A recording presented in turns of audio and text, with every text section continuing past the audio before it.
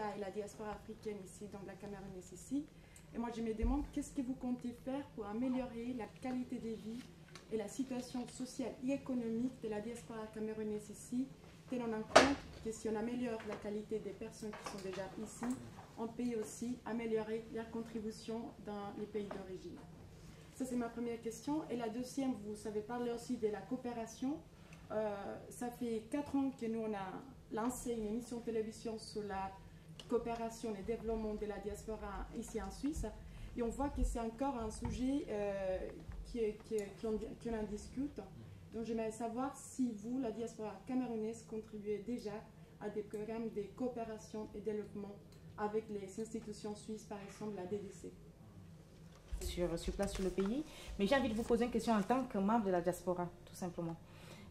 J'ai l'impression, en voyant le document, il est très important, mais est-ce que vous pensez, vu déjà la partie que vous avez déjà fait, la vulgarisation de ce que vous avez fait en Belgique, en l'occurrence, est-ce que vous avez des résultats? Est-ce que vous pensez que ça a été porteur? Combien des gens de la diaspora sont intéressés par ces projets? Et puis, j'ai l'impression, et aussi la sensibilisation, peut-être qu'elle pourrait aussi être très active au niveau du Cameroun, parce que figurez-vous que j'ai couvert récemment une réunion où un maire camerounais venait rencontrer la diaspora à Paris.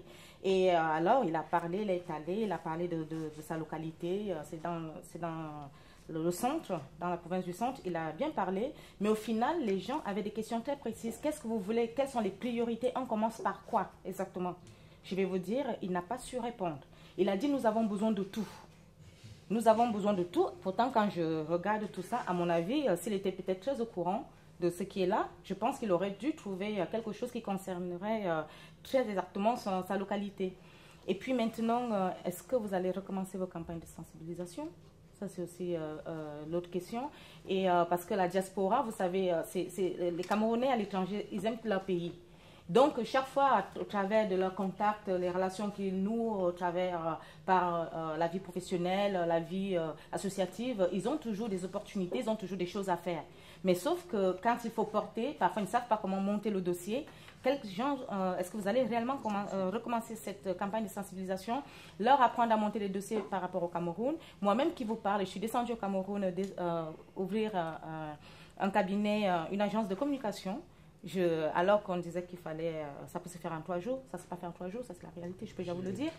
Et avec beaucoup de difficultés, même quand on me dit j'ai une exonération de 2 ans, machin, mais je paye toujours des trucs. Donc, enfin, bref, je n'étais pas, on m'avait dit certaines choses, et j'ai assisté à la rencontre de la diaspora il y a de cela quelques 2-3 ans, je ne sais pas, au Cameroun, sous le patronat du ministre du Commerce, je me rappelle encore. Il y a eu beaucoup de choses qui ont été dites, mais sauf que c'est sur cette lancée-là, je me suis lancée. Est-ce que je me suis lancée trop vite? Est-ce que je n'ai pas trop bien perçu ce qu'il fallait faire avant d'aller? Donc, vous voyez, pourtant, moi qui suis avertie, moi qui travaille avec des gens, moi qui rencontre beaucoup de gens, je travaille avec beaucoup de ministres quand ils sont ici, je suis en manque d'informations. Voilà, et puis, autre petite précision, peut-être que ces documents pourraient être sur tous les sites des ministères. Au lieu que ça soit seulement sur le ministère de l'économie, peut-être mettre ça sur tous les sites des ministères, tous les sites des ambassades. Et bien entendu, les associations comme Casanet font déjà beaucoup. Merci. Ok, merci. Est-ce que 10 ans, c'est pas très court pour une étude prospective? Non, 10 ans, c'est pas très court. Je sors d'une mission au Togo où pendant les 6 derniers mois, nous avons aidé à mettre en place l'équivalent du DSE au Togo. Eux, ils ont pris 5 ans comme horizon, 1913, 2013, 2017. Donc nous avons pris 10 ans au Cameroun. Pourquoi? Parce qu'on était en train de renouer avec l'exercice de planification. Et la planification prend du temps. Le travail sur le DSE a commencé en 2007, on a terminé en 2009. Donc ça prend du temps pour faire cet exercice-là. Il y a des travaux très lourds. Pendant ce temps, on a fait le recensement général de la population d'habitat. Ce sont des exercices très très lourds. Donc, l'état de la croissance aujourd'hui, oui, la croissance est en train de s'améliorer au Cameroun. Je crois que c'est indéniable. Le taux de croissance de 5 ou 5,5% en moyenne sur 10 ans signifie que nous sommes partis d'une croissance en 2010. On sortait de la crise internationale, n'oubliez pas. On a eu une croissance de 2,93% au Cameroun. Donc, quand on dit 5% sur 10 ans, ça veut dire qu'on doit accélérer le taux de croissance au fil des années pour atteindre même vers la fin de la période une croissance à 2 chiffres. Et c'est comme ça qu'on aura une moyenne de 5,5 ou 5%. Donc nous sommes aujourd'hui, je crois, à déjà presque 5% de croissance, partant de 2,9%. Mais M. Bassa, est-ce que la ménagère sent la croissance dans son panier? Est-ce que ce n'est pas les termes économiques pour de temps en temps, je ne sais pas, faire plaisir aux journaux? Est-ce que la ménagère sent cette croissance dans son panier? Bien sûr, la ménagère sent la croissance dans son panier. Demandez-lui si elle peut acheter plus facilement le poulet aujourd'hui qu'il y a 4 ans. Elle vous dira, j'achète le poulet plus facilement. Demandez-lui si elle peut acheter plus facilement le manioc ou autre chose. Elle vous dira, oui, je l'achète. Maintenant, tout n'est pas parfait. Je crois que je ne suis pas en train de dire qu'on a déjà tout résolu, mais il y a des améliorations qui sont intervenues. Et je reste optimiste. Je crois que le Cameroun, comme d'ailleurs beaucoup de pays africains, le Cameroun peut atteindre les objectifs qui s'est fixés. Nous avons les ressources humaines, nous avons les ressources matérielles, nous avons les ressources du sous-sol pour pouvoir le faire. Toute la question est, est-ce que nous avons les capacités pour bien gérer toutes ces ressources pour atteindre cette croissance? Et c'est ça le défi qu'on doit faire. Et ça, c'est le défi de l'être humain, la qualité des hommes qui vont gérer, c'est cela. Voilà. Merci M. Mbassa pour cet optimisme très effervescent. Je passe la parole au docteur Migna. Comment améliorer les conditions de vie de la diaspora en Suisse? Et est-ce que la diaspora camerounaise de Suisse entretient des relations de coopération avec sa société hôte? Avec sa société hôte. Alors déjà sur la qualité de vie des migrants, et des migrants précisément camerounais ici en Suisse, je dois dire que Casanet y travaille. Casanet essaie justement d'apporter des éléments d'information, des éléments d'encadrement, des éléments d'accompagnement aux migrants en Suisse. Il s'agit évidemment beaucoup plus d'étudiants et de professionnels. Il faut dire qu'à la base, Casanet a été fondé par des associations d'étudiants, notamment l'association des étudiants camerounais à Genève, et dont l'objet était davantage effectivement de défendre les intérêts des communautés migrantes ici. Et ça, c'est un aspect. L'autre aspect qui nous semble encore plus important, c'est d'avoir cette projection du retour des finances et des compétences vers le pays d'origine. Retour pas forcément physique, mais retour justement en termes d'intérêt. Donc encadrement sur place, mais également toujours en parallèle avec le retour. Alors, ça c'est la première question. La seconde qui touche à la coopération de la diaspora avec les autorités suisses. Alors, je vais être très simple.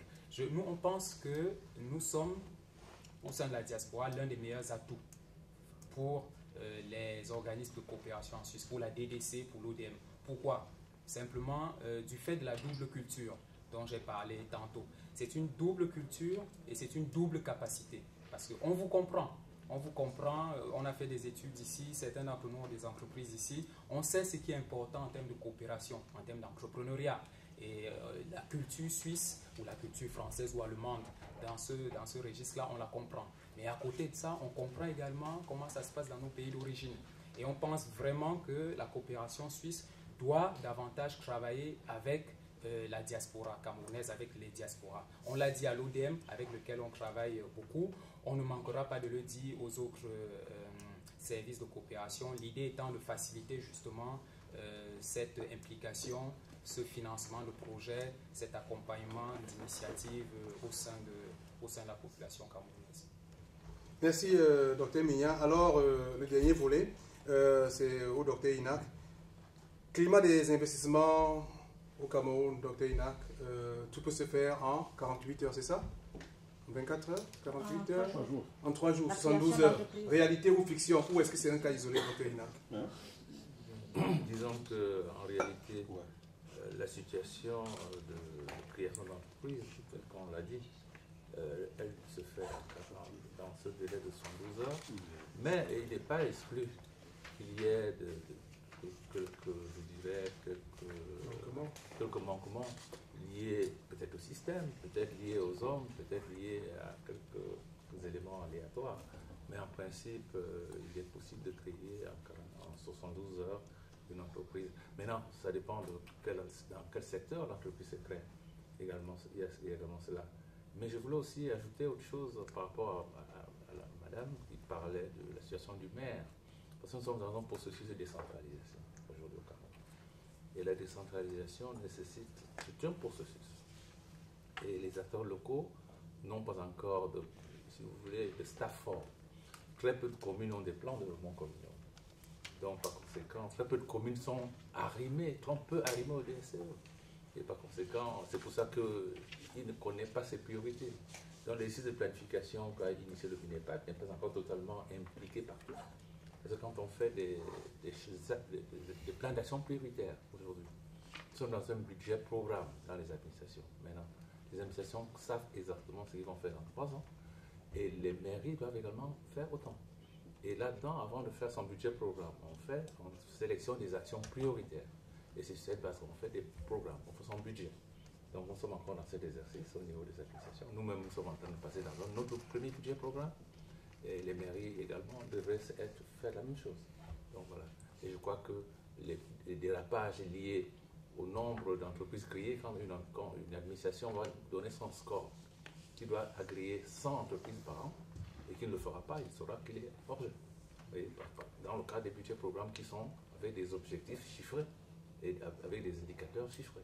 Et donc, on pourrait donc arriver à des résultats plus performants. Il y avait une dernière question. Voilà, on prend 2 dernières questions et on a vraiment 1 minute pour répondre parce que là, maintenant, on a des contraintes de temps.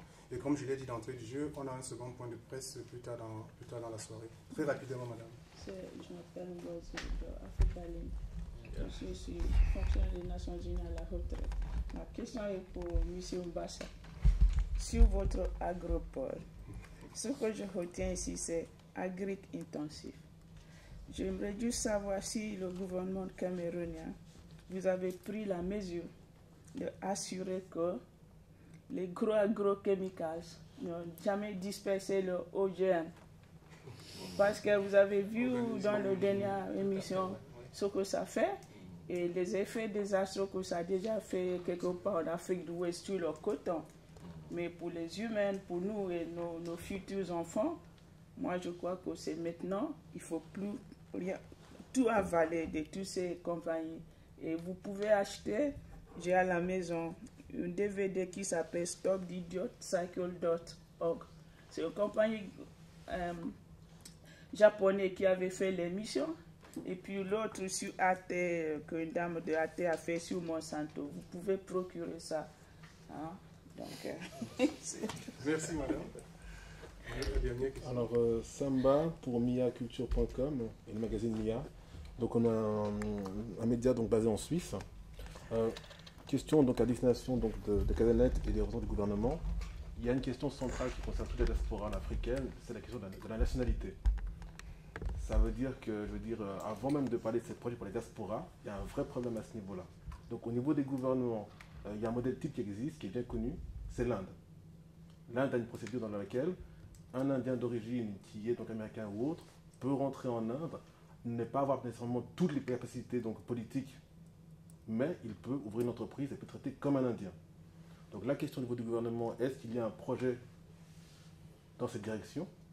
Et au niveau du Casanet, je veux dire, c'est des questions qui vous concernent directement en tant que diaspora à l'étranger. Quelle est votre stratégie et pensez-vous que c'est quand même quelque chose de central dans votre activité? Voilà. Ok, M. Mbassa, vous avez 1 minute pour répondre aux 2 questions. Monsieur Inac, 1 minute. Docteur Mia, 1 minute. Et on va clore le premier point de presse. Oui, je voudrais dire très rapidement, peut-être une petite précision. Les sensibilisations à l'étranger ne sont pas limitées en Belgique. Elles étaient faites ailleurs partout. Mais moi, le gouvernement m'avait envoyé en Belgique. Mais je n'étais pas le seul, n'est-ce pas? Je voulais préciser cela. Il y a eu des sensibilisations ailleurs et je pense qu'on les reprendra. Pour ce qui concerne les agropoles, en réalité, telles qu'ils sont conçus au Cameroun, ce sont des exploitations de moyenne faites par des nationaux et qui permettent de fédérer tout autour des exploitations paysannes. Ce n'est pas des exploitations des grands groupes. Les agropoles chez nous, ce n'est pas des grands groupes, c'est les exploitations moyennes. Par exemple, quelqu'un qui fait du maïs sur 40 hectares ou 50 hectares, on lui demande d'avoir autour de lui les petits paysans qui ont 1-2 hectares et de pouvoir notamment acheter leur production ou de pouvoir leur fournir des intrants, etc., etc. Parce que lui, il a des capacités plus importantes. Et l'État est un partenaire là-dedans. Donc, nous ne sommes pas encore menacés par les OGM, madame. Je pense qu'au Cameroun, ce n'est pas encore tout à fait le cas. Dieu soit lui, j'espère que ça restera ainsi pendant longtemps. Pour ce qui concerne les OGM tout au moins. Pour les autres questions, je crois que mes collègues sont plus compétents pour y répondre. Docteur Inac? Oui, en fait, la question de la nationalité et la diaspora, je crois qu'elle est vraiment au cœur de l'occupation du gouvernement. Un processus s'est engagé d'ailleurs dans ce sens. Et ensuite, sur le plan institutionnel, le gouvernement a créé toute une division du Cameroun et de la diaspora au MIREX. Donc ça veut dire que tout cela est au cœur. Et les réponses ne seront tardées. D'ailleurs, il n'y a plus d'autorité là-dessus. Je pense que le gouvernement s'en occupe pas mal. Docteur Mia? Oui, simplement par rapport à cette question de nationalité, je voudrais dire qu'elle est importante, mais elle n'est pas tout. Elle n'est pas tout. Il y a un processus effectivement de double nationalité qui est engagé au niveau du Cameroun. Et ce qui me semble plus important, c'est la question des incitations.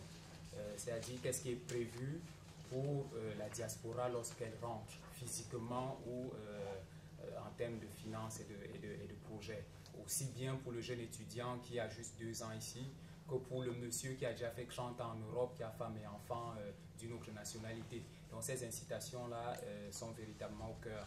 Et je pense que ça va bien au-delà de la mise en place d'une division des Camerounais de l'étranger. C'est vraiment une réflexion profonde qui doit être menée par le gouvernement et avec naturellement, et nous on le fera, la contribution de la diaspora. Ok, je remercie très grandement au nom de Casanet tous les intervenants ainsi que la grande famille de la presse. C'était vraiment un très grand plaisir et j'ose croire que la collaboration va aller crescendo jusqu'à la fin du forum. Merci. À quelle heure le point cet après-midi? Voilà.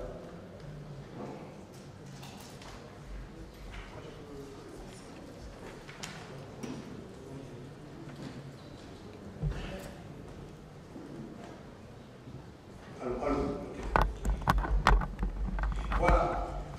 Donc, l'intervention, je l'ai divisée en 2 temps forts. Dans un premier temps, je veux essayer de vous présenter brièvement les objectifs du DAVOC. Bien entendu, DAVOC, c'est l'acronyme de Draw a Vision of Cameroon. C'est peut-être pas de la prétention, on va le voir au fil du temps.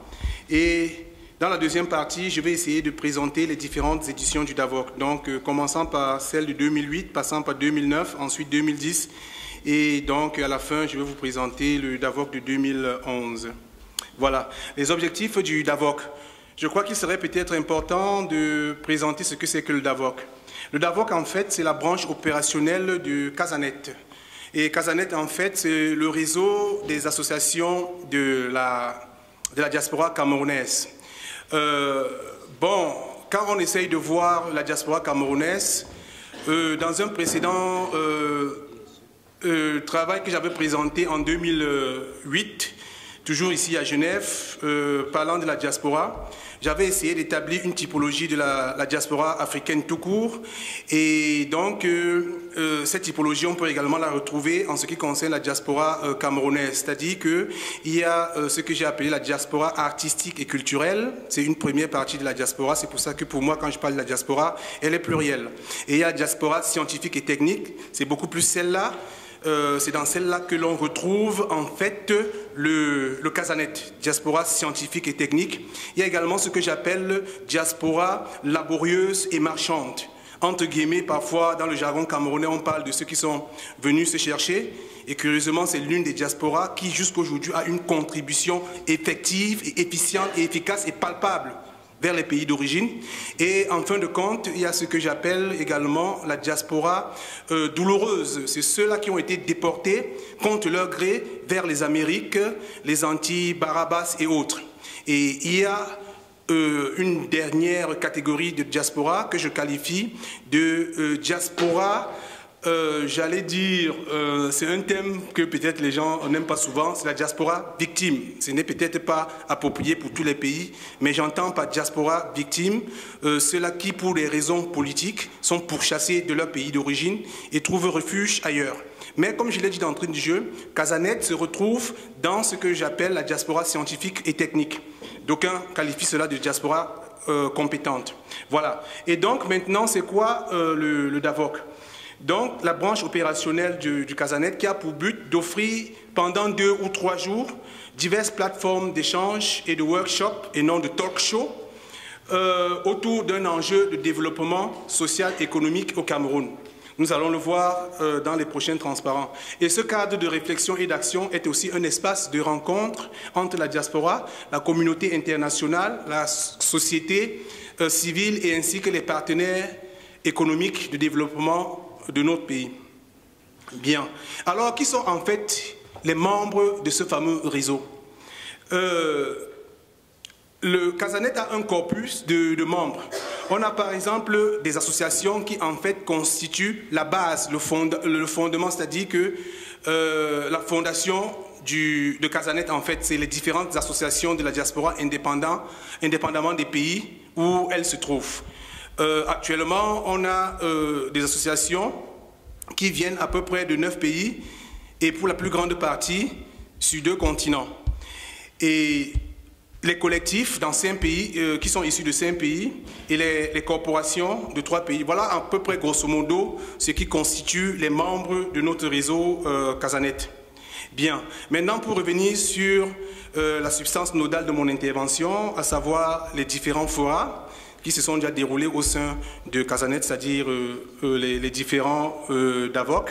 Voilà, la première édition a eu lieu ici à Genève, du 21 au 24 juillet 2008. Et la problématique que nous avions empoignée à l'époque, c'était le retour et l'insertion professionnelle de la diaspora camerounaise.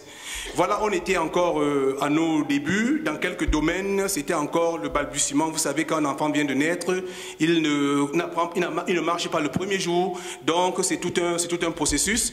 Et bon, les travaux n'avaient pas toujours été évidents. C'était également pour nous la possibilité de savoir ce que ceux qui viennent d'un pays X font comparativement à un pays Y, ainsi de suite. Donc, on avait à peu près eu un taux de participation de 75 participants. Mais le taux de participation des associations était fortement élevé. On avait eu à peu près 10 associations venant de 8 pays, y compris les compatriotes, n'est-ce pas, qui venaient de Chypre. Ceux-là étaient vraiment les plus dynamiques. Ils avaient une motivation à nul autre pareil. Et donc, en ce qui concerne les administrations publiques, 5 administrations publiques camerounaises étaient présentes. Bon, comme je vous l'ai dit d'entrée du jeu, c'était dans la phase de gestation. Et donc, ce qui a été mis en exergue au sorti de cette première édition du DAVOC, c'était dans la mise en place des instruments, n'est-ce pas, du réseau Casanet, dans le forum DAVOC que j'ai élucidé tantôt, et l'OCDC, c'est en fait l'Observatoire des compétences de la diaspora camerounaise, Observatoire des compétences de la diaspora camerounaise. Parce que quand on essaye également de faire une rétrospective ou bien de voir combien de Camerounais, je vais prendre un cas précis et simple que je maîtrise mieux. Le cas, par exemple, de l'Allemagne. La communauté camerounaise d'Allemagne a été, n'est-ce pas, qualifiée par les autorités allemandes de Bildungsmigranten. Je m'abstiens toujours de le traduire en français parce que ça n'a pas la même connotation. En fait, c'est-à-dire que ce qui met en relief la particularité de la diaspora camerounaise d'Allemagne, c'est le nombre, j'allais dire, de diplômés au sein de cette communauté. Le nombre d'ingénieurs, le nombre de médecins, c'est vraiment énorme. Et donc, c'est également l'une des motivations, et c'est valable pour plusieurs autres pays, qui nous ont conduit à l'issue, donc, au sorti du forum de 2008, de mettre sur pied l'Observatoire des compétences de la diaspora camerounaise.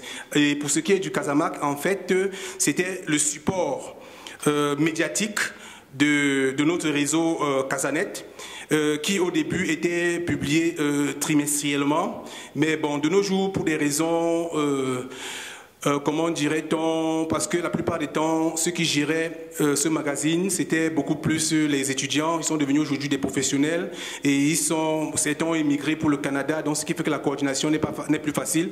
C'est pour ça que la périodicité n'est plus tellement assumée. Mais bref, ce qui est sûr, c'est que c'est toujours dans le pipeline.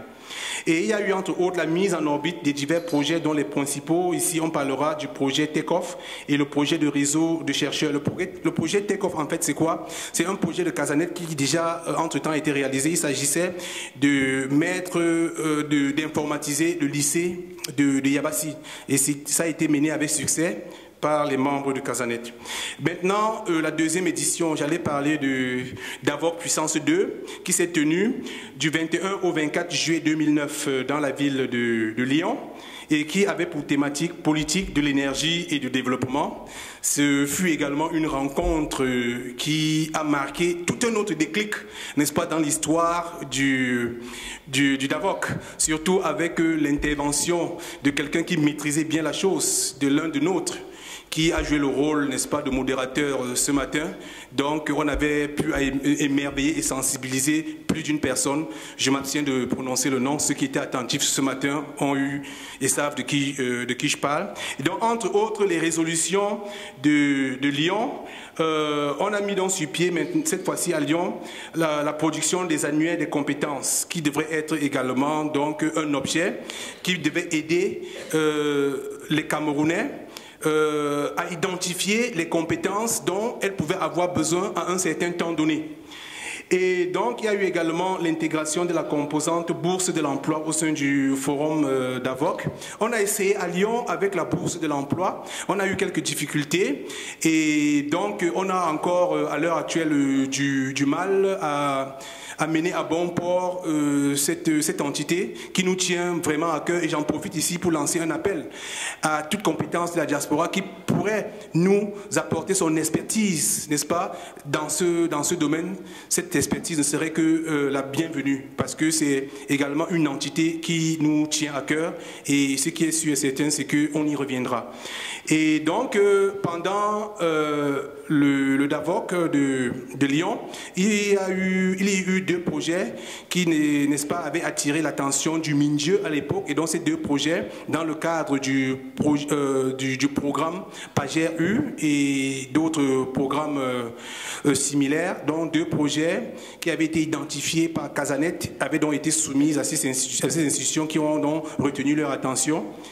Voilà. Et maintenant, la troisième édition a eu lieu à Bonn. C'était du 5 au 8 mai 2010. Ce fut vraiment la phase décisive, n'est-ce pas, de l'avenir, même j'allais dire du devenir du DAVOC. Parce que là, on s'était donné pour objectif de prendre attache avec substance grise, c'est-à-dire que toute crème des crèmes que l'on pouvait avoir dans les différents corps de métier au sein de la diaspora. Et c'est donc dans ce sens que le comité d'organisation du DAVOC à cette époque a pris son bâton de pèlerin et a toqué à toutes les portes possibles. Et Dieu merci, ça nous avait à l'époque vachement souri. Donc très peu, ceux qui avaient eu, disons, la chance, bien la malchance entre guillemets, n'est-ce pas, de recevoir notre appel ou bien de recevoir notre visite, compte tenu de ce qu'on avait comme argument et de ce qui avait été mené jusque-là, ils n'ont pas pu résister et ils étaient donc déterminés à nous accompagner, n'est-ce pas, dans cette douloureuse mais intéressante entreprise. Je vais citer entre autres Jacques Bounjao, qu'on a contacté et on lui a parlé du DAVOC. Tout de suite, il a eu un petit temps de réflexion, il a milité. Du docteur Séverin Quezeux, qui a fait des merveilles en France, on l'a contacté, il a accepté, mais aujourd'hui, il n'était pas disponible. Du docteur Vincent Kondjok de l'IAE, qui également a été contacté et a accepté, ainsi de suite, ainsi de suite. Et je suis sûr que même aujourd'hui, nous avons déjà identifié d'autres crèmes des crèmes, et on est sûr que d'ici ce soir, on ira également vers eux, car ce n'est qu'ensemble qu'on pourra faire quelque chose d'intéressant. Ce n'est qu'avec les masses critiques qu'on pourrait faire du Cameroun un pays émergent à l'an 2035. Ce n'est pas avec quelqu'un qui va se réclamer étant le seul professeur d'informatique de la faculté X ou bien Y, ou bien étant le seul professeur de la faculté de technologie de ci et ça. Non, avec des entités pareilles, seul on ne peut rien faire. Ce n'est que la masse critique qui pourra nous permettre de devenir un pays émergent à l'horizon 2035. Et avec des initiatives comme le DAVOC, je crois que rien ne saurait nous arrêter. Et d'ailleurs, on en a fait notre leitmotiv, Duc in altum, c'est-à-dire que quelles que soient les difficultés, on ne saurait s'arrêter. Pour ce qui est donc des résolutions que nous avons tirées au sorti de Bonn, il y a eu entre autres la mise en œuvre d'un fonds d'investissement de la diaspora camerounaise calqué sur le modèle du CADIDEC en Allemagne. Pour ceux qui n'ont jamais peut-être entendu parler, dont la communauté camerounaise d'Allemagne a eu à mettre sur pied, ça n'a pas été quelque chose de facile parce que l'un des pères fondateurs me met assis à ma gauche. On avait commencé par ce qu'on avait parlé d'Investment Club. Les autorités allemandes ont été réticentes, n'ont pas pu nous donner le permis d'exercer. Alors on a opté pour le modèle de coopérative. Ça a pris 2 ans et ça a mordu. Donc c'est sur ce modèle donc, de coopérative, c'est-à-dire qu'un fonds de la diaspora par les diasporés pour canaliser les projets de développement, essentiellement, pas uniquement, mais essentiellement vers le Cameroun. Et donc, ce modèle, on a envie également de l'implémenter au sein du Casanec, donc cette fois-ci qui sera pour la diaspora camerounaise tout court. Et avec l'aide du professeur Kandem, qui est également membre du Conseil des sages de Casanec, comme je vous ai dit, je ne pouvais pas énumérer toutes personnes, ils sont nombreux. Chez qui nous sommes allés, on a toqué, ils ont accepté. Le professeur Kandem fait également partie de ceux-là, ils sont nombreux. Et donc, qui a accepté de greffer donc, ce fonds d'investissement de la diaspora dans un fonds qui existe déjà, le Fonds mondial de la diaspora, et ce sera le Fonds mondial de la diaspora version Afrique centrale. Donc, vous voyez, les projets qui sont les nôtres sont immenses. Il y a eu également le lancement du processus d'élaboration du document cadre d'organisation du DAVOC. Quand on lance souvent la pierre, on ne sait pas où elle va tomber. Aujourd'hui, le DAVOC commence à grandir davantage. À Bonn, on aurait cru qu'on avait atteint l'apothéose. Mais aujourd'hui, quand on regarde la salle, la qualité des participants, on n'a rien fait à Bonn. Et je suis donc sûr que l'année prochaine, on fera peut-être le triple de cette salle. Donc vous voyez que nous avons besoin des uns et des autres. Et tout ce que nous avons en face, ou bien ce que nous avons au programme est énorme. Et donc, raison pour laquelle on a convenu de mettre sur pied une plateforme collaborative pour permettre de continuer les échanges entre les participants. Et maintenant, la dernière phase, on s'est dit qu'il était temps, après 3 éditions dans la diaspora, de faire un saut au Cameroun. Cette fois-là, pas en donneur de leçons, mais en ayant une ouïe beaucoup plus attentive vis-à-vis des échanges qu'on devrait avoir avec les sédentaires. C'est pour ça que le DAVOC de Yaoundé était également un DAVOC excellent. On a eu à peu près 350 participants, près de 10 associations. Quand je parle ici d'associations, c'est les associations de la diaspora, venues de 8 pays, de 5 continents, et presque toutes les administrations camerounaises étaient présentes. Et donc, sous le conseil du conseil, c'est bien de le mentionner, sous les conseils du Conseil des sages, donc nous avons opté comme résolution phare la mise en œuvre d'un guichet unique de la diaspora camerounaise et la mise en œuvre effective du Fonds mondial de la diaspora camerounaise, ainsi que la mise en orbite d'un instrument de suivi des projets de la diaspora au Cameroun. Donc, chers participants, voilà les petites réalisations du DAVOC jusqu'à l'heure actuelle que nous avons tenu, n'est-ce pas, à échanger avec vous. Et comme je l'ai dit d'emblée, nous avons fait du Duc in altum notre leitmotiv et nous n'attendons que votre participation. Comme on dit souvent chez nous, une seule main ne saurait attacher un paquet. Et d'ailleurs, il y avait quelqu'un qui avait dit ceci: Homo sum et nihil ami alienum poto. Nous sommes des humains. Tout ce qui est humain ne saurait être au-dessus de notre entendement. Donc il est hors de question que ce qui a été réalisé sous d'autres cieux nous échappe. À DAVOC, au Casanet, nous disons non. Et c'est la raison pour laquelle nous avons besoin de votre contribution, de votre apport, afin que nous allions de l'avant. Merci.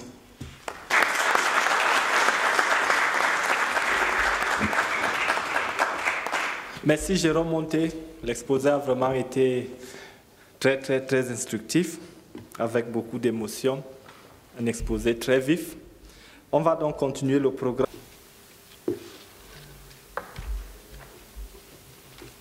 Mesdames et messieurs, bonjour. Je me réjouis de pouvoir prendre la parole ici cet après-midi pour vous faire part de l'esprit DSE et peut-être également brosser à grands traits les progrès qui ont été réalisés dans la mise en œuvre du DSE. Je suis le docteur Roger Mbassandine. Je suis économiste. J'ai fait mes études, quelqu'un a dit tout à l'heure, en Allemagne, en Mannheim. J'ai été moi aussi de la diaspora. Et je suis rentré pour apporter ma petite pierre à la construction du Cameroun.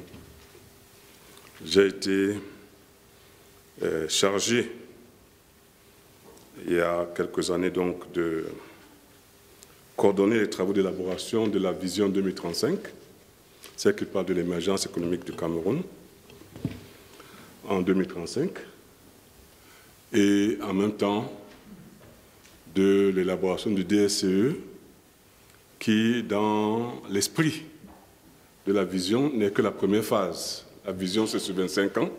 Le DSE, c'est les 10 premières années de la vision.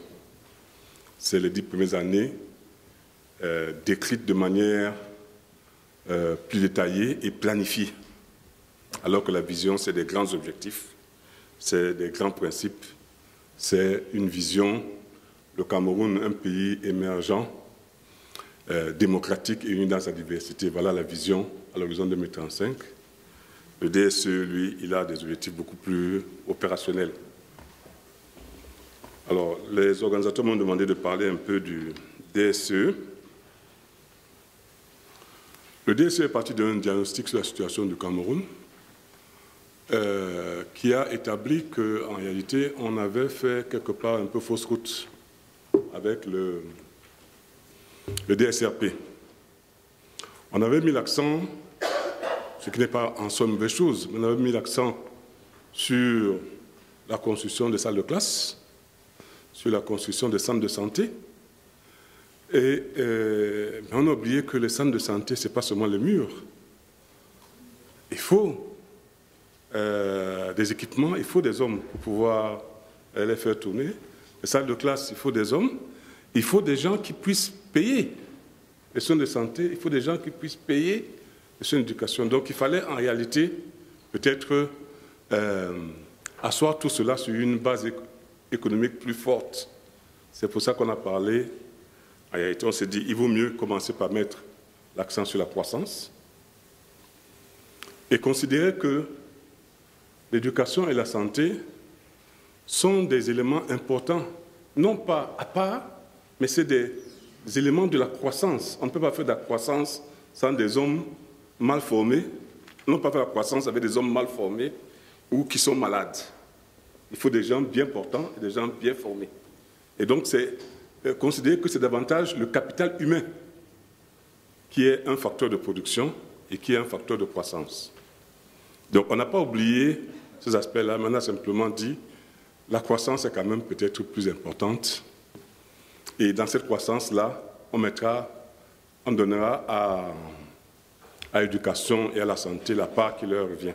Mais on n'oubliera pas qu'il faut aussi des routes, on n'oubliera pas qu'il faut l'énergie, on n'oubliera pas qu'il faut beaucoup d'autres choses pour faire la croissance. Ça, c'est le premier élément. Le deuxième élément a été de faire, quand on a fait le diagnostic de l'économie camerounaise sur les 20 dernières années, on s'est rendu compte qu'il y avait une croissance, mais que cette croissance générait peu d'emplois. Contrairement à ce que beaucoup d'économistes pensent, l'emploi n'est pas une résultante directe de la croissance. Ce n'est pas une résultante automatique. Il faut des politiques spécifiques d'emploi. C'est ce que l'Europe est en train de peut-être un peu de découvrir, puisque le problème d'emploi se pose également en Europe comme aux États-Unis. Tant qu'on n'a pas une croissance, on peut avoir une croissance forte, mais il faut en plus des politiques d'emploi. C'est pour ça que le deuxième axe du DSE, c'est l'emploi. Ça a donné lieu à de très longs débats entre économistes camerounais à l'époque. Certains pensaient que c'était inutile. Si on avait dit croissance, on disait emploi. Finalement, le gouvernement a tranché. Il a dit, on parle aussi de l'emploi. C'était une très bonne chose, puisque à peine avions-nous fini que le printemps arabe a montré qu'on pouvait faire de la croissance comme en Tunisie, mais que si on n'a pas d'emploi, le système peut sauter. Et le troisième axe du DSE, c'est, on n'en parle pas beaucoup pour des raisons, je dirais, d'affichage. On a mis l'accent sur la croissance et l'emploi, mais le troisième axe, c'est la gouvernance. C'est-à-dire, comment pouvons-nous renforcer nos capacités de gestion des ressources dont on dispose, que ce soit des ressources minières, des ressources matérielles, des ressources financières, des ressources humaines.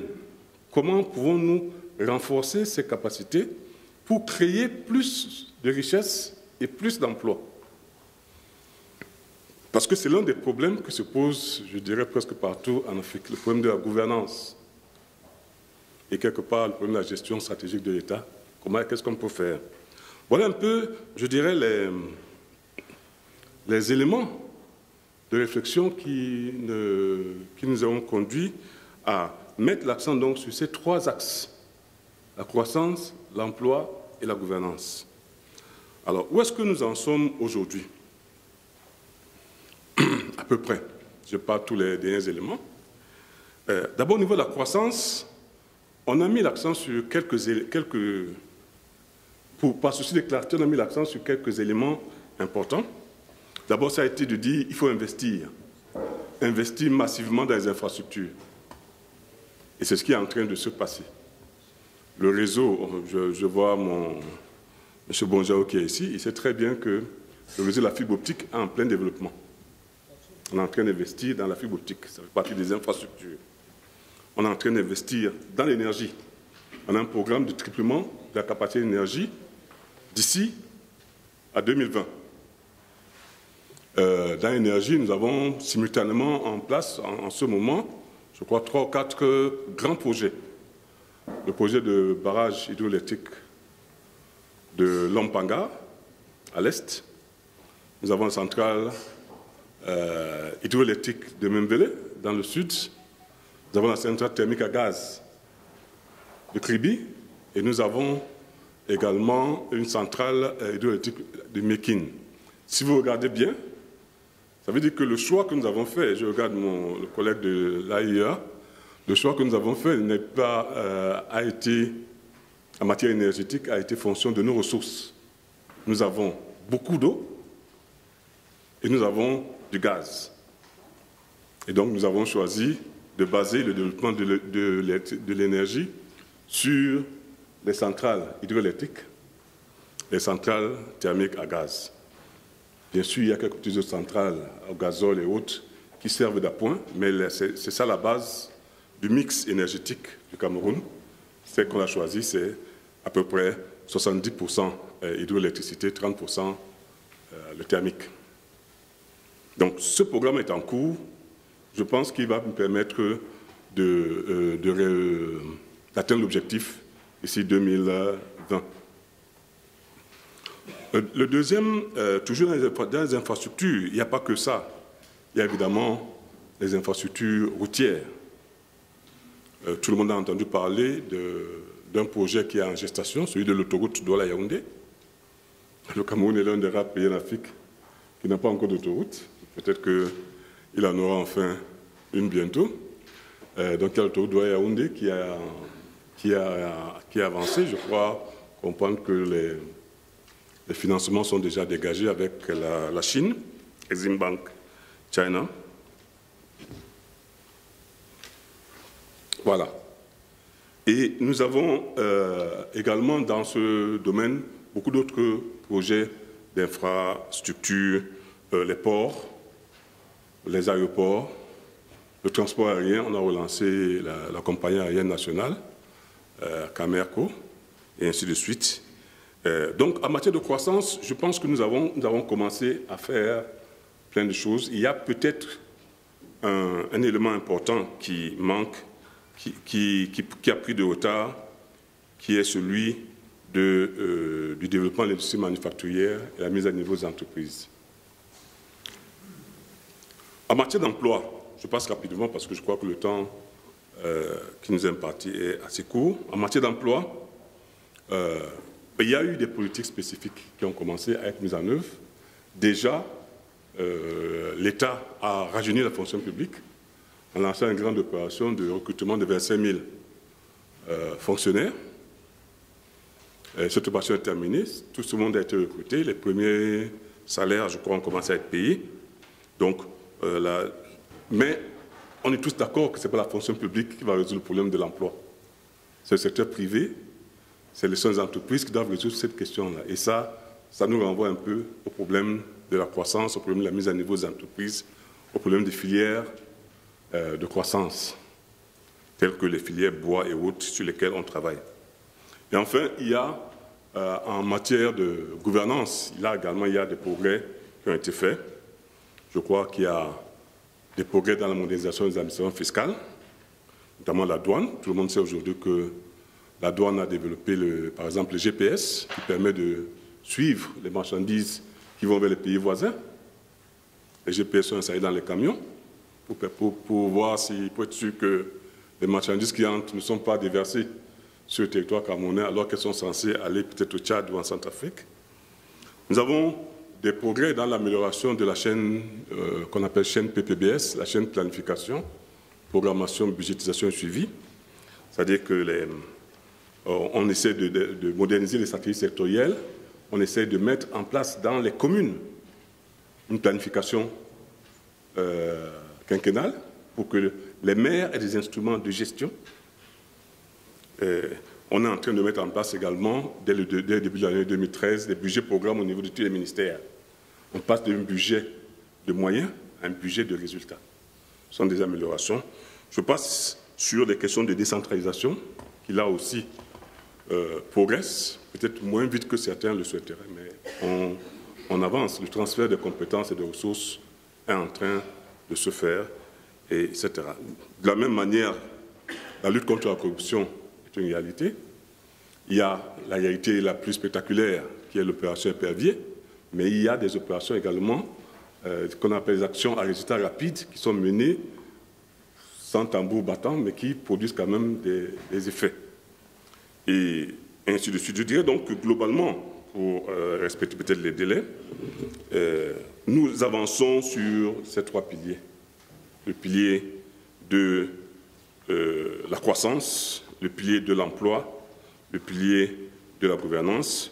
On devrait peut-être mettre davantage l'accent sur la modernisation du tissu productif, parce que c'est là que réside le succès, notamment aussi de la politique de l'emploi. Je vous remercie de votre attention.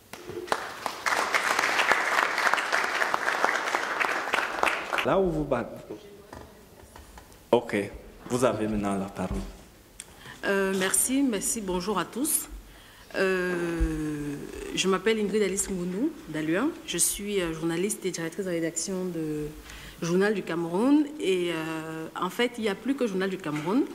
On a une douzaine de sites internet dans 10 pays d'Afrique, Afrique centrale et Afrique de l'Ouest actuellement. Je suis contente de prendre la parole aujourd'hui à titre personnel, d'abord parce que je suis de la diaspora, mais aussi parce que je suis le DAVOC en tant que femme de médias, mais en tant que ressortissante camerounaise depuis l'édition de Bonn. C'est peut-être la continuité de cette collaboration qui fasse que je sois aujourd'hui devant vous. Donc en fait, je devais vous entretenir sur les profils de la diaspora camerounaise. Je ne suis pas sociologue, donc je vais plutôt commenter les conclusions de mes recherches sur ce sujet. Évidemment qu'il faut déjà définir le mot diaspora, qui est un mot d'origine grecque, qui a été longtemps assimilé à la diaspora juive, qui étaient tous à l'extérieur de leur terre.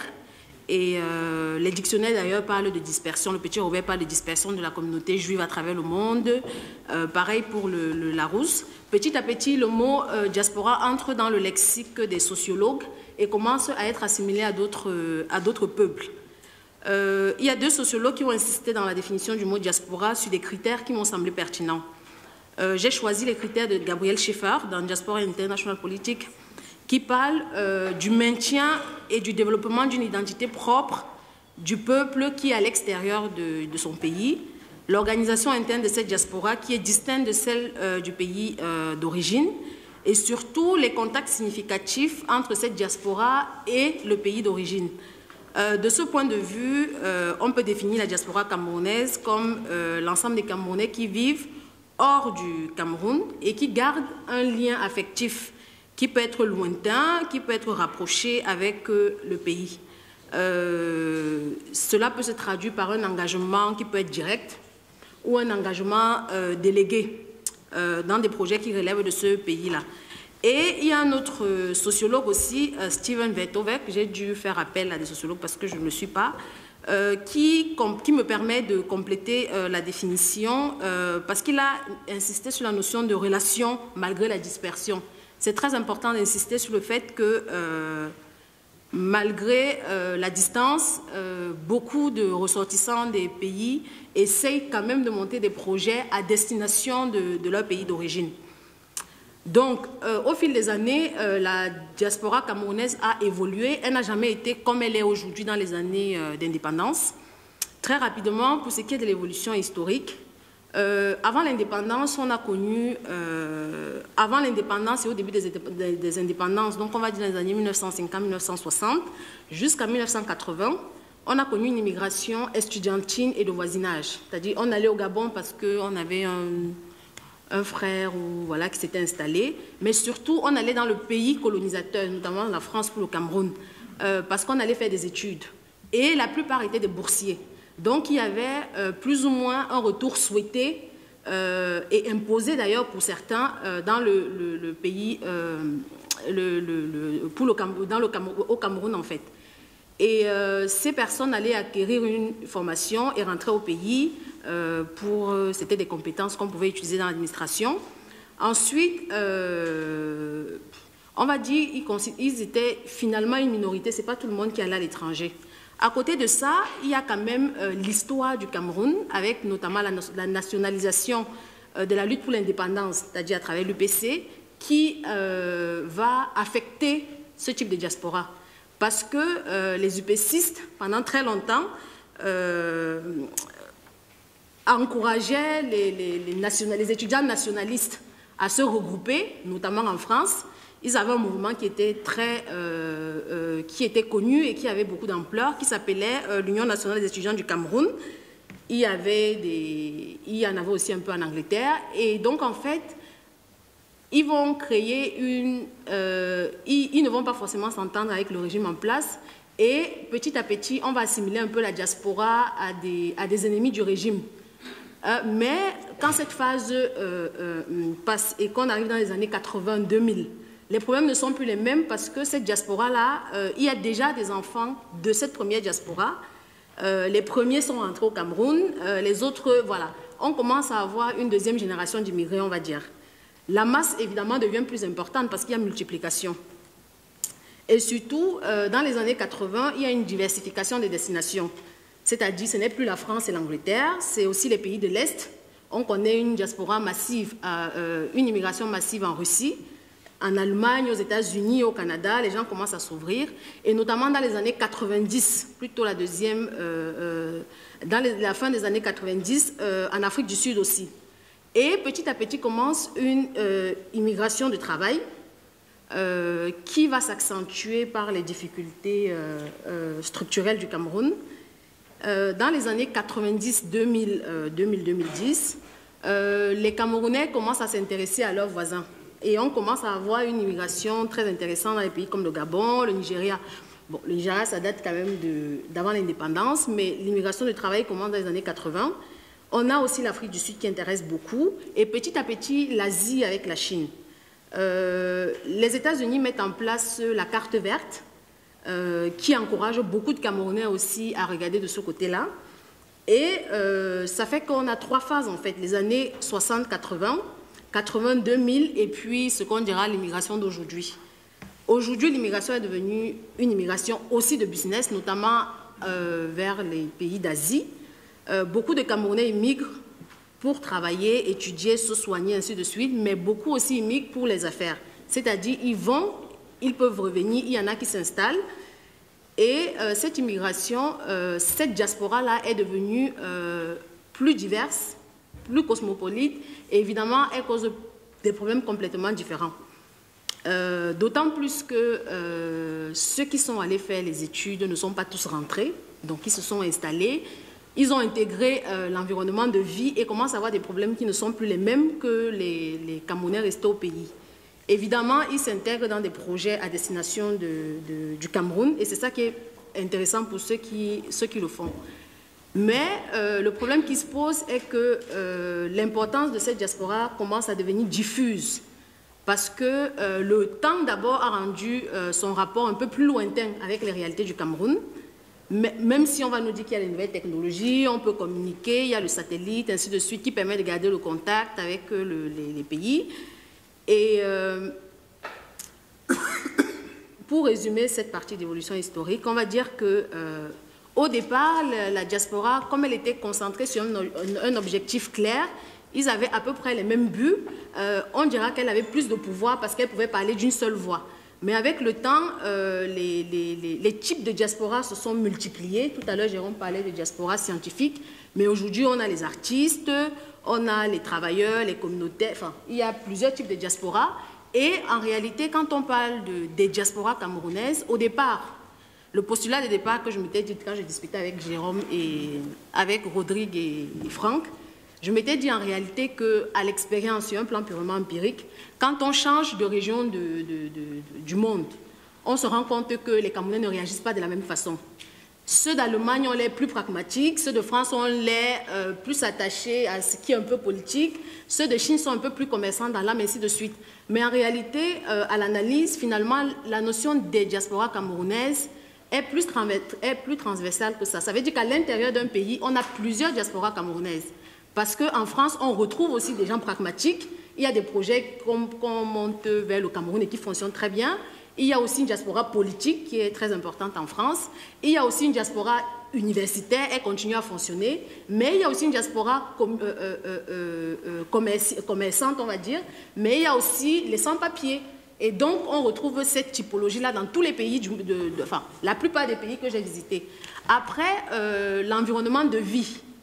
Les contraintes de vie, mais surtout le système de pensée du pays où ils sont installés font que émerge plus ou moins un type de diaspora. Et c'est peut-être pour ça que la diaspora universitaire et scientifique est plus mise en avant en Allemagne parce que le système les empêche peut-être aux autres de s'émouvoir. Contrairement à la France où lorsqu'il y a le président Paul Biya qui vient, je suis allée en reportage, il y a beaucoup d'hommes politiques, il y a les leaders d'opinion, il y a des partis politiques, il y a les organisations de la société civile qui viennent manifester contre la présence du président, qui réclament quelque chose, ce qu'on trouverait beaucoup moins, par exemple, dans un pays comme le Canada, même si c'est arrivé. Donc, en réalité, la notion de définition des diasporas est complètement transversale et dépend des réalités de chaque pays. Puisque j'ai l'intention de revenir l'année prochaine et de vous entretenir sur le même sujet, je ferai l'effort de travailler encore plus pour réussir à vous dire, selon qu'on soit en Angleterre, selon qu'on soit au Canada, selon qu'on soit en Allemagne, le cas de l'Allemagne est patent parce que le DAVOC est porté en partie par des gens qui viennent de l'Allemagne et qu'on a été à Bonn. Mais je pense que ce sera important de réussir à définir les différents types de diaspora qu'on retrouve dans chaque pays. Ça, c'est une promesse que je vous fais.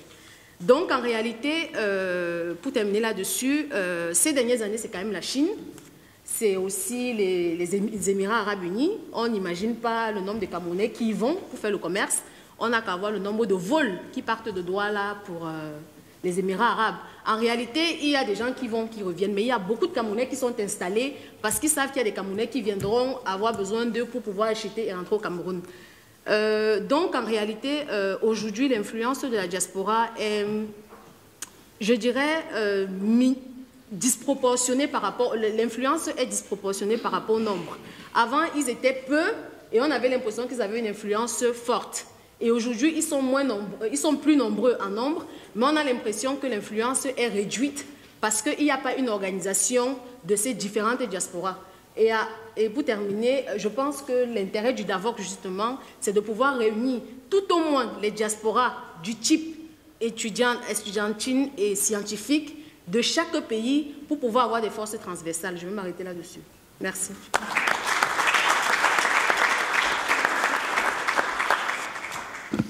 Merci Madame Gounou de la présentation des différentes sortes de diaspora. On va continuer. L'objectif, c'est de développer le Cameroun. Après avoir parlé, il faut être pratique et pragmatique. Ça signifie qu'il faut se lancer dans les affaires, il faut créer le secteur privé et cela demande beaucoup d'investissement. Et il y a Madame Minya qui va nous dire comment ça se passe. Hein?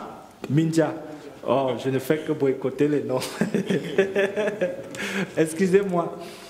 Madame Minja, s'il vous plaît.